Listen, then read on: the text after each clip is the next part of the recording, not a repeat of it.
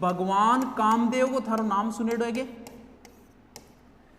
कामदेव ने बोला टाबरो अनंग, गुरुजी अनंग के वे अनंग होता है जिसके अंग नहीं है। भगवान एक राक्षस था, नाम तो पता नहीं क्या है, जो भी है, उस राक्षस को यह वरदान था कि वो शिव और पार्वती के जो संतान होगी उसी से मरेगा। अब भगवान शंकर जब तपस्या में बैठते थे तो युगों युगों तक तपस्या चलती थी। उस राक्षस को पता था कि भगवान शंकर तो अब तपस्या में, तो उत्पात मचा लो, मचाना भी तो, क्योंकि जब तक वह तपस्या में तक तो टाबर को नहीं होना, तो उसने उत्पात मचाना शुरू कर दिया।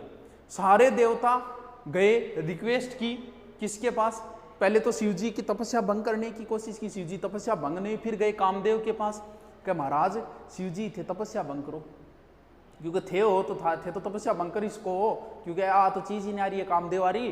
तो कामदेव बोले भैया शिव जी तपस्या भंग करने मेरी हिम्मत को नहीं, क्यों, शिव जी तपस्या भंग तो मैं कर दूं पर मेरी गारंटी कौन देगा, मैं बच जाऊंगा। तो पार्वती माता बोली कि मैं गारंटी दूं, मेरे कई तो मानी सी।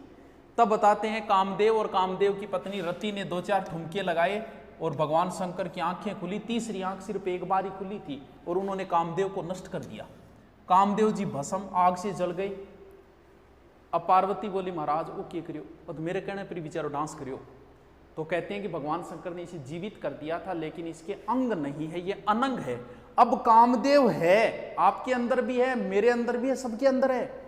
और कामदेव जो है वो मन में जन्म लेता है, तभी से क्या कहा गया है, मन सिज कहा गया है, मन के मनमंथ कहा गया है, यानी जो मन के अंदर ही जन्म लेता है, मनोज यानी मन में जन्म लेता है। ये जब जन्म लेता है ना, तब ये रातों को दीवारें को दुआ देता है। तो इसीलिए कामदेव का पर्यायवाची क्या हो गया, मनोज हो गया, मन सिज हो गया, ये कामदेव का पर्यायवाची है।